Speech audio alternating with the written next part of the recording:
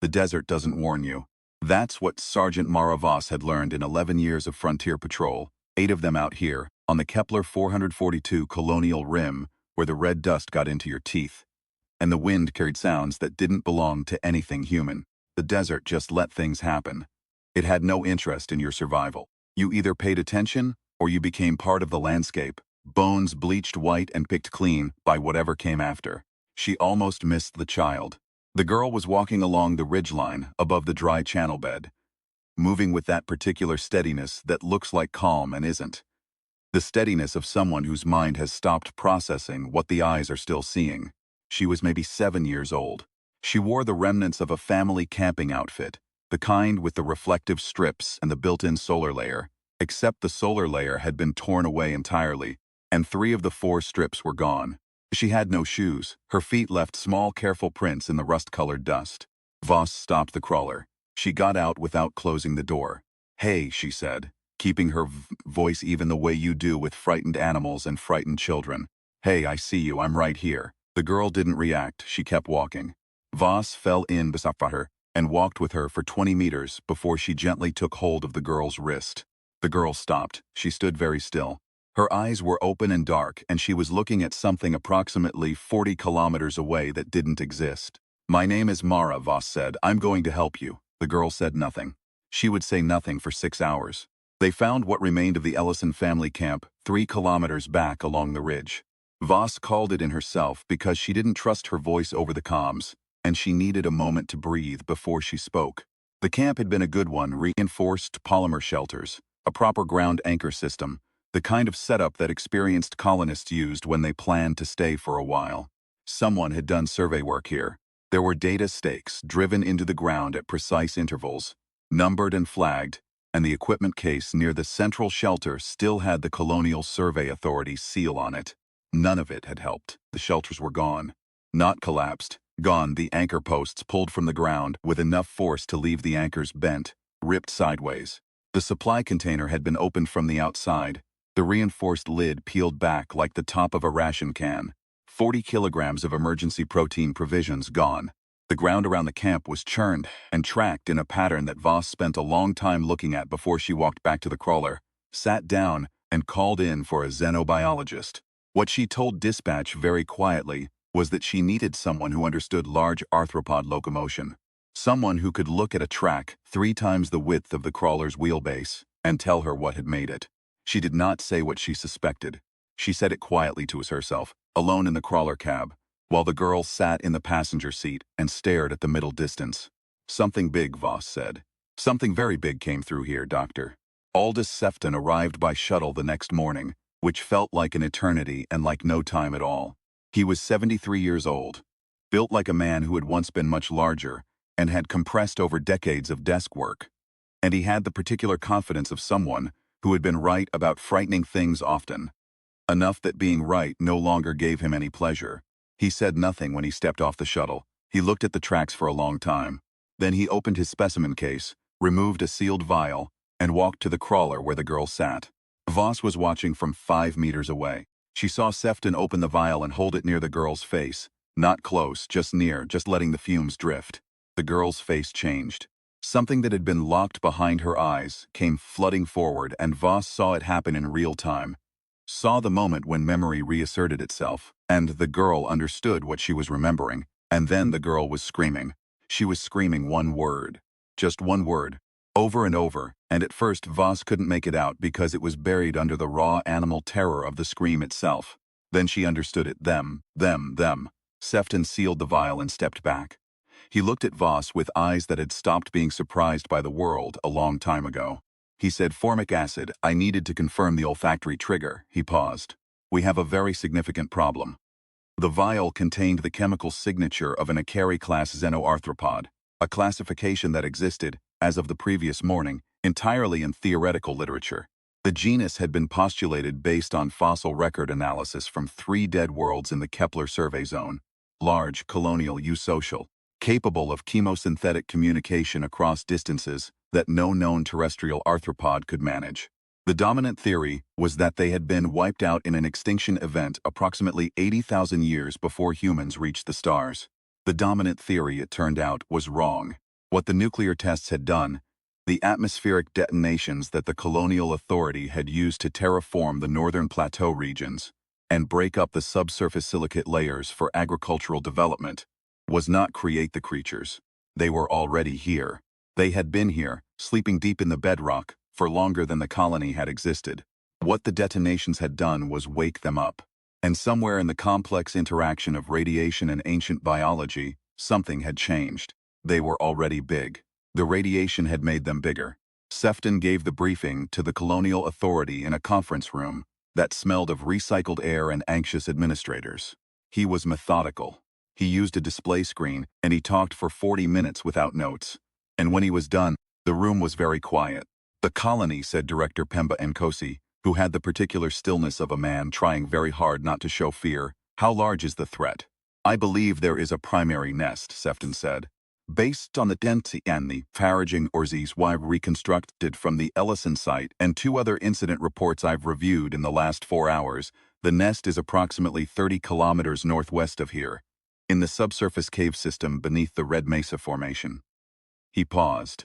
"They are forms seen in biology. They operate through a caste structure. Workers forage.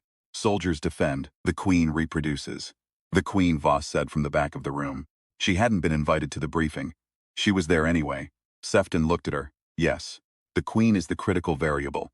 She cannot fly, but her reproductive output is extraordinary. If she establishes a secondary nest," he stopped. "We need to move quickly." What they had in terms of military assets was not designed for this. The Colonial Defense Force was built for civil unrest, for border disputes with the eastern settlements, for the occasional predator incursion from the highland fauna. Things with teeth and instincts, but nothing like organized tactics. They had rifles. They had 2 armored crawlers with mounted plasma cutters. They had 37 trained personnel and a reservist pool of perhaps 200 colonists who had done their mandatory service training and then gone back to their farms and their survey work and their lives. They had Sergeant Mara Voss, who had not gone back to anything, who had stayed on the frontier because the frontier was the only place she had ever felt like she was doing the one thing she was designed to do. Sefton's granddaughter, Dr. Yara Sefton, arrived with the second shuttle. She was 31, and she moved like someone who had grown up being underestimated and had made a decision, somewhere around age 12, to stop caring about it. She had her grandfather's eyes, that quality of attention that made you feel like you were being very accurately measured. But where his attention was analytical, hers was restless, hungry, darting between data points with an almost physical impatience. "The antennae," she told Voss, "on the shuttle ride toward the Red Mesa Formation, over the sound of the turbines and the wind coming in through the gap in the side door, that someone had been meaning to fix for 3 weeks. They're blind below the ultraviolet spectrum. Their navigation, their foraging coordination, their entire tactical communication system, it all runs through antennal chemoreception. You disrupt the antennae, you disrupt everything."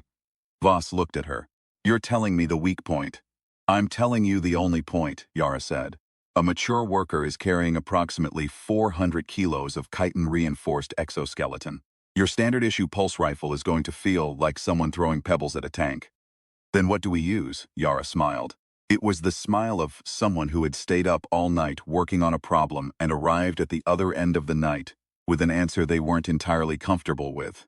"We use what they can't adapt to: fire. And their own chemistry." The first encounter with a live specimen happened before they reached the mesa, which was not in the plan. Private Dio Tamboli saw it first. He was on point, 40 meters ahead of the main column, and Voss heard the sound of his breathing change in her earpiece. A sharp intake, then nothing, and then very controlled stillness. She moved forward without running, which took every piece of discipline she had, and then she was beside him and she saw it. It was crossing the dry channel bed below them. It moved with that particular unhurried purpose of things that have no natural predators. Not fast, not slow, just relentlessly in motion, each limb placement considered. The whole machinery of it operating with a kind of terrible efficiency. It was 8 meters long, maybe 9. Its exoskeleton was the dark amber red of old machinery left in sunlight, and it caught the afternoon light in planes and angles that made it look, for one disorienting moment, almost architectural.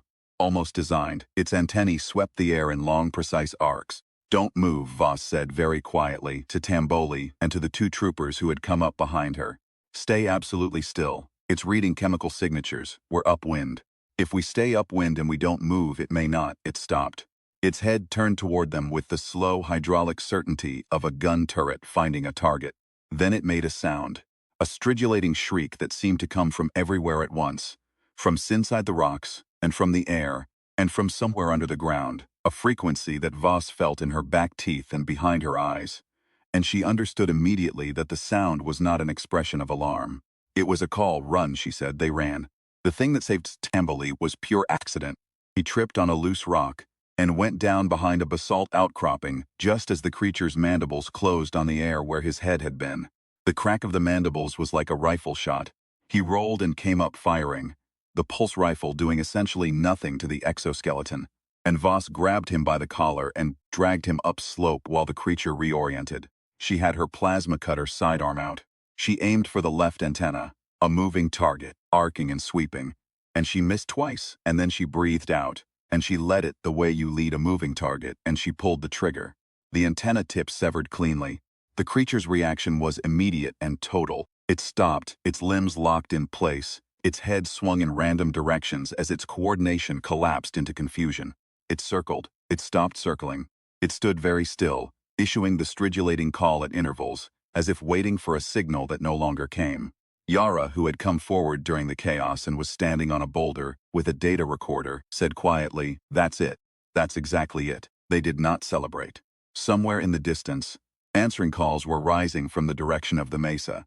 The assault on the primary nest was planned in a field command post that Voss set up in the shadow of an eroded ridge, using crawler panels for shade and everyone's water ration, because the temperature had reached 41 degrees by mid-afternoon. Sefton walked them through the nest architecture based on the seismic survey data Yara had pulled from the Colonial Geological Authority's pre-terraforming records, which turned out to be, in his words, more useful than anything we might have gathered deliberately, because whoever ran these surveys in the early colonial period had absolutely no idea what they were documenting. The cave system was extensive. Multiple chambers connected by tunnels that the creatures had widened and reinforced with a combination of excavated material and secreted resin. The primary queen's chamber would be deepest, most heavily defended. The egg chambers would be adjacent. There would be workers in the tunnels and soldiers at the access points. And the soldiers were larger than the workers, by a ratio that Yara estimated conservatively at 1.8 to 1. "We gas the upper tunnels first," Voss said. "Cyanide compound, Doctor." Sefton, "Confirm it's effective?" "For the workers, yes. The soldiers have a different respiratory ratio. You'll need higher concentration and longer exposure time. And then we go in." A long silence. Voss looked around the command post. 31 people looking back at her. Tamboli with his left hand wrapped in emergency bandaging where the mandible had clipped his fingers without taking them off. Lieutenant O.C. Asante, who commanded the Northern Patrol Team and who had been doing this long enough to know when a plan was going to get people killed and had stopped letting that stop him from implementing the plan. Dr. Yara Sefton, who had 3 flamethrower mounts strapped to a harness she had improvised from equipment webbing and whose expression said she had made her calculations and was comfortable with them. Aldous Sefton, who was 73 years old and was going to go in with them, regardless of what anyone said, because he was the only one who had seen anything like this before, and he had made that clear once quietly in a way that ended the conversation. "We go in," Voss confirmed. The gas worked. Not perfectly. Nothing worked perfectly in this kind of operation, but well enough. The upper tunnels were cleared, and the bodies of the workers, in the beam of Voss's light, were something she was going to see for a long time afterward. Not because they were grotesque exactly, because they were so numerous. Because the tunnel floor was layered with them, and the tunnel was wide enough for the crawler, and the crawler-wide space was still not wide enough for what was down there. They went in on foot. The gas had thinned but not cleared, and through the breathing apparatus, everything had a soft, gray-green quality that made the tunnel walls look like old photographs. Voss was on point, Asante was behind her. Then 4 troopers, then Yara, then Sefton, then 6 more troopers as rear guard. The sound was constant.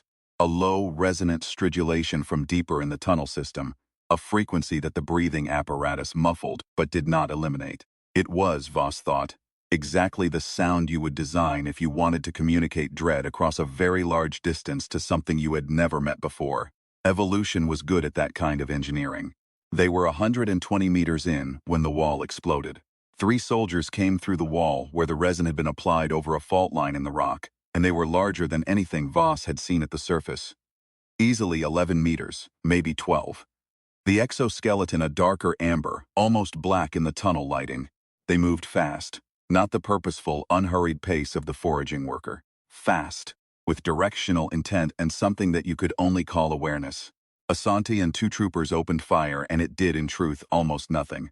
Voss went for antennae and got one on the first shot, and lost the second creature's antennae on the third shot. And then the tunnel caved in between her and the rest of the team, and she was alone on the wrong side of a meter of collapsed rock, with one functioning soldier bearing down on her. The creature's undamaged antenna found her. It stopped, it oriented, its mandibles spread. She had 8 seconds, maybe. She used 4 of them to think, which was more than she usually allowed herself. Then she reached into her kit and found the formic acid sample that Yara had given her. A concentrated field analysis vial, 20 times the strength of the one Aldous had used on the girl. She cracked the seal and threw it at the creature's sensory cluster. What happened next was not what she had hoped for. Exactly. The creature did not stop, but it recoiled. It shook its head with that hydraulic quality, and the antenna swept and found a chemical signal that its biology had not evolved to process at that concentration. And for approximately 4 seconds, it could not decide what it was trying to do. 4 seconds was enough. The troopers broke through the calapace behind her, and Yara came through with the flamethrower harness already running. And what happened to that third soldier was not something Voss watched because she was already moving forward. The egg chamber was a cathedral. She had not expected that. She had expected something functional, something optimized, something that looked like engineering. What she found instead was a space that had been shaped with something close to intention.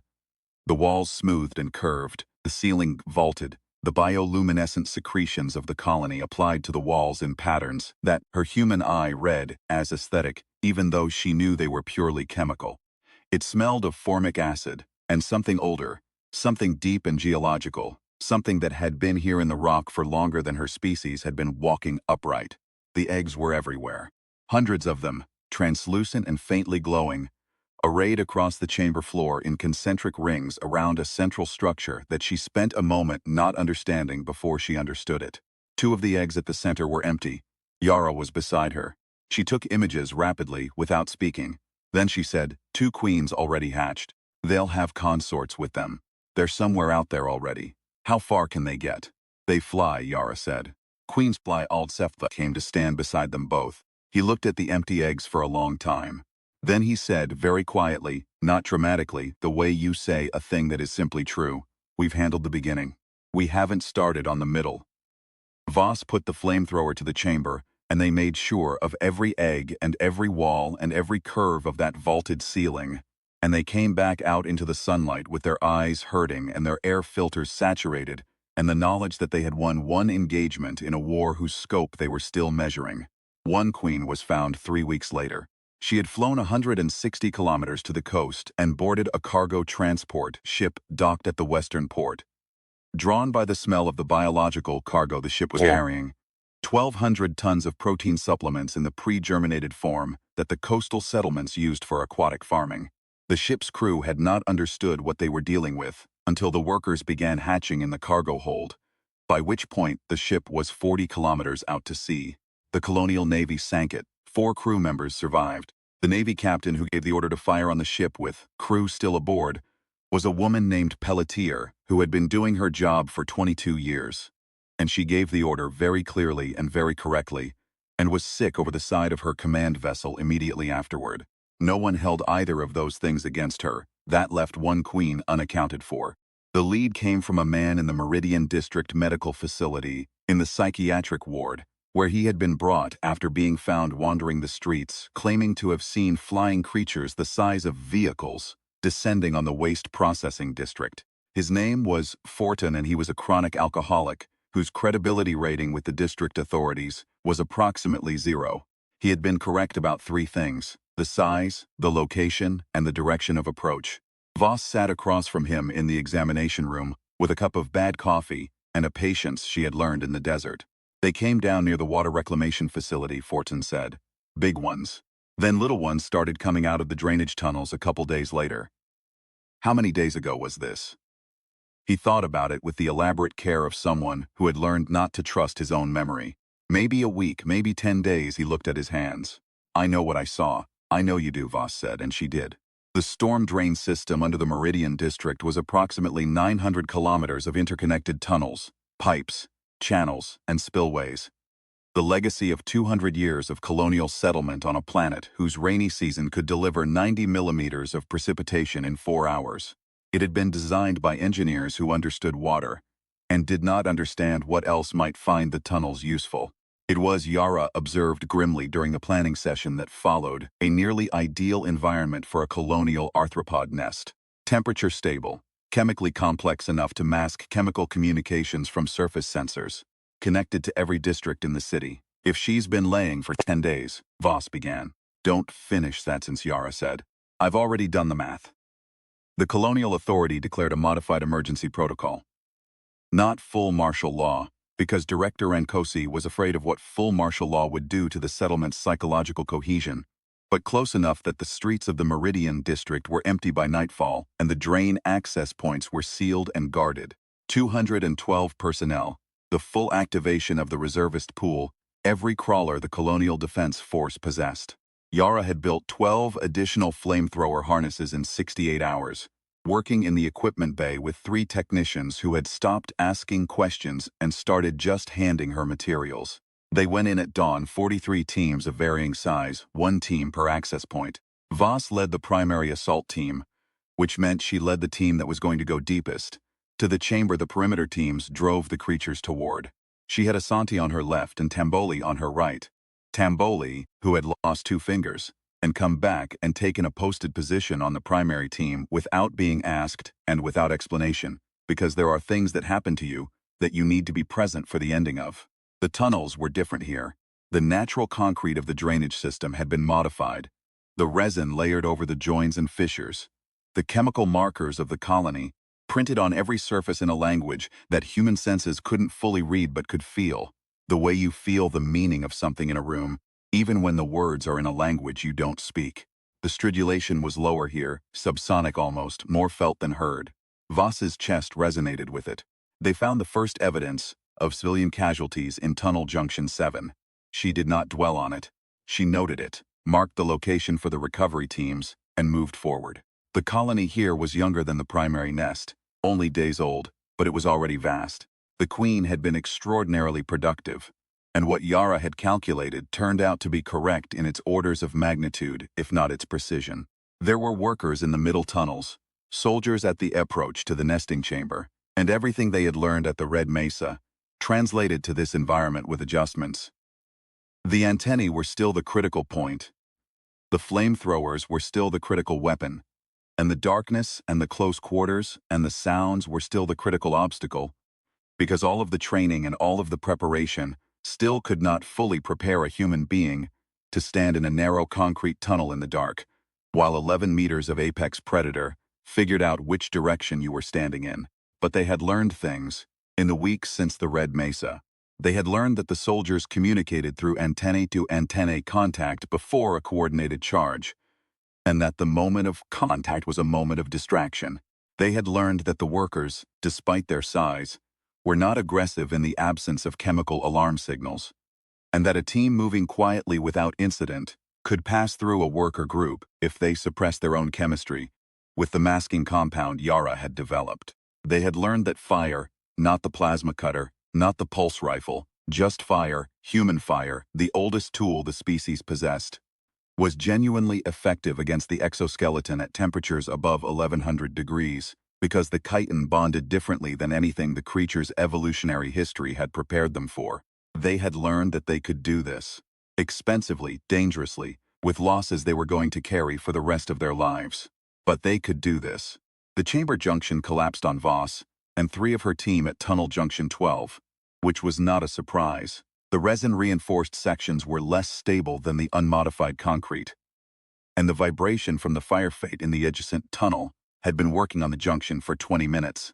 What was surprising was that the collapse left her, Tamboli, and 1 trooper named Fassi on the Queen's side of the obstruction, cut off from the rest of the team, with the sound of movement ahead of them getting louder. She assessed the situation in approximately 2 seconds. The situation was poor. "Tamboli," she said. "How are you on fuel?" He checked his harness. 60–70%. Fassy. Full, Fassy said. She was 24 years old and had done her service training on a different settlement and had transferred to this one 8 months ago and had never fired a weapon in anger before the Red Mesa and had, in the intervening weeks, become someone that Voss would put at point without hesitation. "Full tank." "Okay," Voss said. Ahead of them, something very large was moving toward them down the tunnel. "Okay," she said again. She rolled her left shoulder, which had been torn open by a mandible at the Red Mesa, and had healed imperfectly, which meant it ached in low-pressure environments, and stiff joints were a problem in the morning, and she no longer slept on that side. She adjusted her grip on the plasma cutter. "Here's what we're going to do." The Queen was larger than anything they had yet encountered. That was both unexpected, and when Voss saw her, entirely logical. Of course the Queen was larger. Of course she would be the final expression of whatever the radiation had done to this species. Of course she would be the culmination of it. She filled the tunnel the way a building fills a street, the bulk of her pressing the air ahead of her, and her antennae were longer than the workers by a factor of 3. And they swept the chemical space of the tunnel with an awareness that felt, in a way that was probably not accurate but was very hard to dismiss, like intelligence. They went for the antennae, Voss left and Fassi right and Tamboli center with the flamethrower. The left antenna came apart on the first shot. The right one took 5. The Queen's reaction to the loss of both primary sensors simultaneously was something Voss had not entirely predicted. Not confusion, as the workers experienced it, but something more like rage. An enormous and directionless aggression that drove the creature forward even as the flamethrower began its work on the exoskeleton. She got Tamboli out from under the legs. Then she got herself out from under the other legs. Fassi, on her own initiative, had climbed the creature's carapace, had simply climbed it as if it were a landscape feature, and was applying the flamethrower directly to the joint structures between the thorax and the abdomen, which Yara had identified as a thermal vulnerability in her materials briefing. Though she had not specifically recommended this as a field application, it worked. The creature went down in sections, slowly, still moving, after the central nervous system had ceased to coordinate, the legs cycling in independent patterns, the mandibles opening and closing on nothing. Voss and Tamboli both pulled Fassi clear of the carapace before the final collapse, and then all 3 of them stood in the cooling steam and the smell of formic acid and charred chitin and looked at what they had done. Voss's comms crackled. Asante's voice on the other side of the collapse, 3 minutes after it had happened. "Voss. Status. We're through," she said. "Queen is down." A pause. "Say again. Queen is down. All 3 of us standing. We need the recovery team at Junction 12 when you can manage it." A longer pause. She could hear, through the comms, the sound of several people being told something, and then the specific silence of people who have been carrying a very heavy thing, suddenly not carrying it. "Copy that," Asante said. Standing by, it took 11 minutes to clear the obstruction. Voss used the time to walk the lower chamber, which was smaller than the Red Mesas had been but architecturally similar. That same inexplicable quality of intention in the curves, the same bioluminescent chemical markings, the same concentric arrangement around the reproductive center. The eggs here were younger than the ones at the Mesa. Many of them hadn't developed to the point of visible form.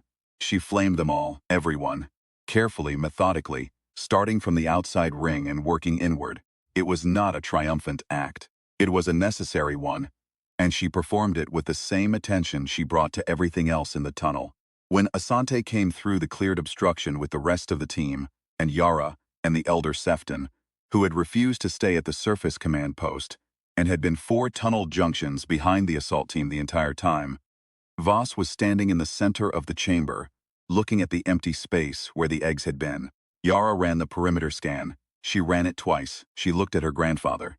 "No viable eggs," she said. "No secondary queens. No consort remnants outside the thermal perimeter." Sefton nodded.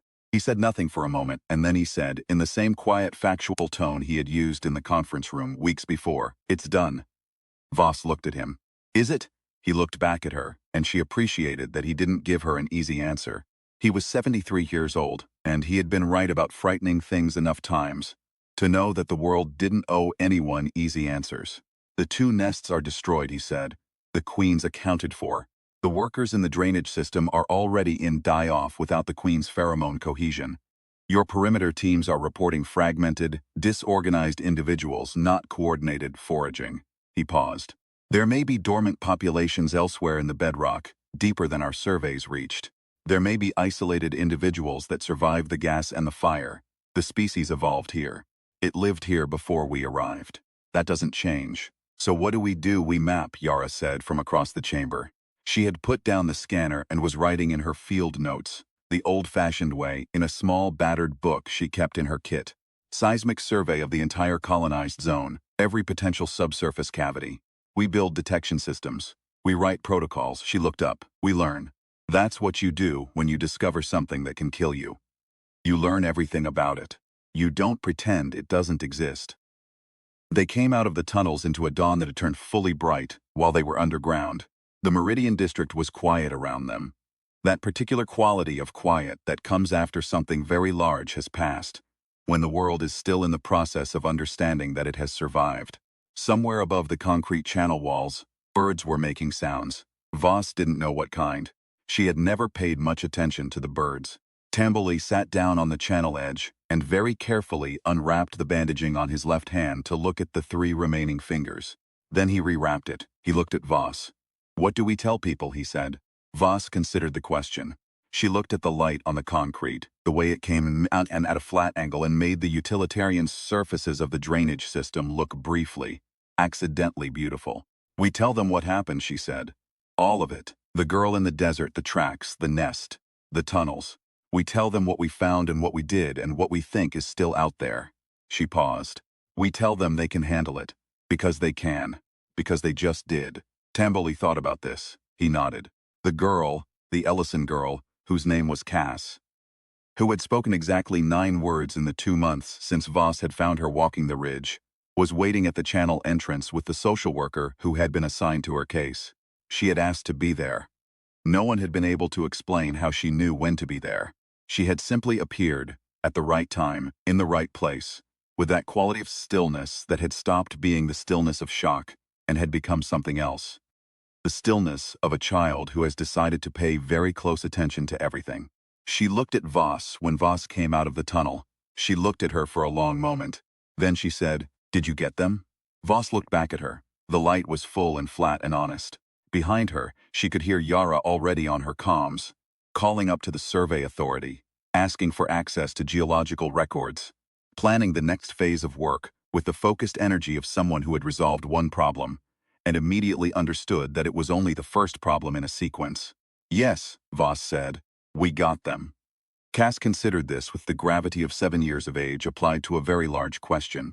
She nodded once with the finality of someone officially closing a file. Then she turned and walked toward the transport, and Voss watched her go, and somewhere above the concrete walls of the Meridian District the birds, that she didn't know the name of, were making sounds in the morning. She stood there for a moment longer than she needed to, in the sunlight, with the smell of the tunnels still in her clothes, and the ache in her shoulder and 37 hours without sleep pulling at the back of her eyes, and she thought, "This is what we are. This is the thing about us. We go into the dark places. We learn the names of the things we find there. We take our losses and we treat our wounded, and we write down what we discovered so that the next person going in has a slightly better chance. We do not stop." She thought of Tamboli's 3 remaining fingers.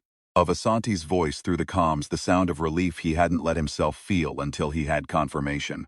Of Yara climbing the carapace. Of something that could have killed her in a second, because the math said it was the right application of the flamethrower, and Yara did what the math said. Of an old man who went into tunnels at 73 years old because the knowledge was his, and the situation needed it, and there are things you just do. She thought of a girl walking a ridge in red dust, keeping herself moving through something her mind had locked away in order to survive. Trusting, without thinking about it, without even consciously deciding to trust, that something would come along, that someone would. This is what they cannot account for, Voss thought. When they come for us, whatever comes next, whatever is still dormant in the bedrock of the places we settle, whatever we wake up with our noise and our detonations and our relentless, inexhaustible presence, they cannot account for this. We keep going. We go into the dark and we come back and we go in again. We carry our dead, and our wounded, and our 9-word girls, and our 73-year-old scientist, and we go back in. We are expensive to kill, and we refuse to learn how to be cheap. She filed that away in the place where she kept the things she couldn't say out loud, because they were true in a way that sounded arrogant if you said them. Then she turned and followed Tamboli and Yara and the Seftons toward the transport, her boots loud on the concrete, her shadow long in the early light. There was mapping to do. There was always more mapping to do. That was fine with her. Cass was right. They had gotten them. And the next time something in the dark thought it understood what it was dealing with, when it caught the chemical signature of a human settlement, the smoke and the protein, and the electromagnetic noise and the particular stubbornness that humans secreted like a pheromone of their own. The next time something looked up from whatever it had been doing for 80,000 years and thought it understood the shape of what was coming, it would be wrong. They would have maps by then.